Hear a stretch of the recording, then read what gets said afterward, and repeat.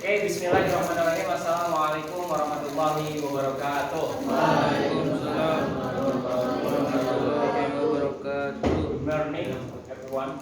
Morning. Oke, kita di sini akan mempresentasikan judul desain monitoring dan evaluasi pemberdayaan alam. Ayat pemberdayaan, maaf ya. Evaluasi pemberdayaan. Dengan saya Muhammad Syifa Kolbi dan dimulai. Di sini kita akan menjelaskan tentang itu. Oke, untuk pertama itu monitoring. Oke, di sini sudah tahu lah makna luasnya itu monitoring berarti memonitoring sesuatu. Jadi mengamati atau mengawasi ya. Oke.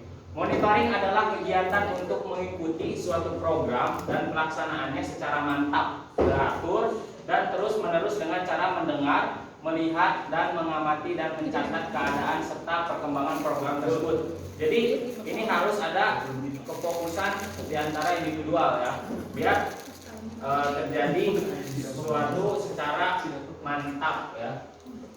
Monitoring adalah upaya yang dilakukan secara rutin untuk mengidentifikasi pelaksanaan dari berbagai komponen program sebagaimana telah direncanakan. Jadi kalau mau monitoring itu pasti ada rencananya dulu. Nah, waktu pelaksanaan program sebagaimana telah dijadwalkan, sudah terjadwal, dan kemajuan dalam mencapai tujuan program. Jadi tujuan monitoring itu biar tercapai tujuannya menjadi terarah dan tepat gitu. Monitoring adalah suatu kegiatan untuk mengikuti perkembangan suatu program yang dilakukan secara mantap dan teratur serta terus-menerus. Oke, next. Oke, di sini tujuan monitoring itu apa sih? Nah, pertama, menjamin kegiatan yang dilakukan sesuai dengan rencana yang telah ditetapkan yang mencakup standar input, waktu, biaya, SDM, teknologi, prosedur dan lain-lain. Jadi udah tahu kan SDM apa? SDM sumber daya manusia. Jadi bisa apa aja itu ya. Gimana kondisi dan situasi kalau misalkan SDM yang dibutuhkan itu apa? Intinya monitoring itu biar kegiatan itu biar apa? Disiplin lah gitu. Kedua, memberikan informasi kepada pengambil keputusan tentang adanya penyimpangan dan penyebabnya sehingga dapat mengambil keputusan untuk melakukan koreksi pada pelaksanaan kegiatan atau program terkait baik yang sedang berjalan maupun pengembangannya di masa mendatang. Jadi kalau misalkan jadi monitoring itu bisa apa ya? Kita bisa melihat di mana sih letak masalahnya, di mana sih letak kekurangannya atau apa. Nah, di sini kita fungsi monitoring itu biar menemukan apa yang harus dibenahi gitu. Oke, lanjut. Oke. Yang ketiga ada memberikan informasi atau laporan kepada pengambil keputusan tentang adanya perubahan-perubahan lingkungan yang harus ditindaklanjuti dengan penyesuaian kegiatan. Ini tuh jadi yang nomor 3 ini kita tuh sebagai yang melakukan kegiatan ini bisa memberikan informasi dan laporan, terus juga bisa mengambil keputusan tentang misalkan ada perubahan tentang rencana yang tadinya awalnya apa jadi apa gitu, jadi beda lagi, terus harus ditindaklanjuti dengan penyesuaian kegiatan. Jadi kegiatan ini tuh maksudnya adalah laporan tuh bisa menyesuaikan dengan kegiatan tersebut. Terus yang keempat, memberikan informasi tentang akuntabilitas pelaksanaan dan hasil kinerja program atau kegiatan kepada pihak yang berkepentingan secara kontinu dari waktu ke waktu. Jadi ini tuh memberikan informasi juga tentang akuntabilitas pelaksanaan dan hasil kinerja program atau kegiatan pada pihak yang berkepentingan secara berkelanjutan gitu. Jadi bisa memberikan dampak dari waktu ke waktu secara terus. Next. Nah, di sini poin kelima adalah informasi dari hasil monitoring dan pengendalian dapat menjadi dasar pengambilan keputusan yang tepat dan akuntabel. Jadi untuk menjamin pencapaian hasil atau tujuan yang lebih baik, efektif dan lebih efisien dalam penggunaan sumber daya. Jadi kalau misalkan kita nyuruh orang gitu, kita mandorin misalkan, nih kamu di bagian pendataan, kamu di bagian lapangan, kamu di bagian ini. Jadi teratur gitu. Jadi kita tuh memonitoring aja biar semua itu bekerja dalam bidangnya masing-masing. Jadi jangan sampai di bidangnya masing-masing itu teledor gitu. Ya, kayak sistem. Yang menjalankan sistem itu pokoknya mah kepalanya mau dimonitoring aja. Oke, paham kan? Lanjut.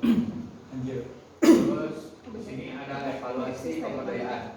Di evaluasi pemberdayaan itu yang pertama ada memberikan feedback terhadap proses pembelajaran. Berarti ketika melakukan proses itu kita tuh harus mendapat sesuatu dari proses tersebut.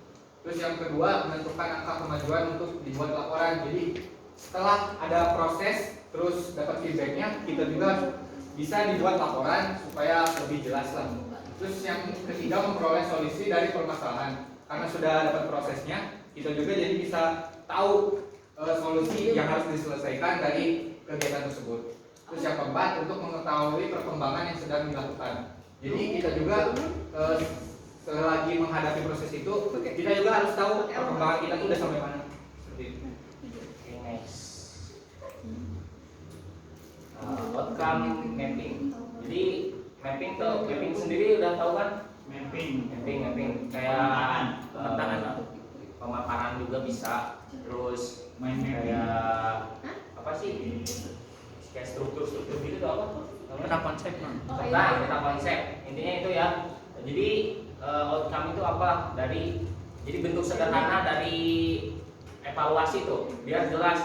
Kan kalau misalnya evaluasi kan ngayai gitu, maksudnya mah kalau misalnya ditulis tangan biasa mah penjelasannya banyak. Kalau ini disederhanakan lagi.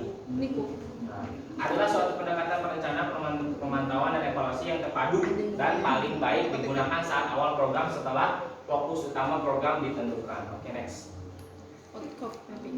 Jadi ada contoh apa dari kegiatan outcome mapping.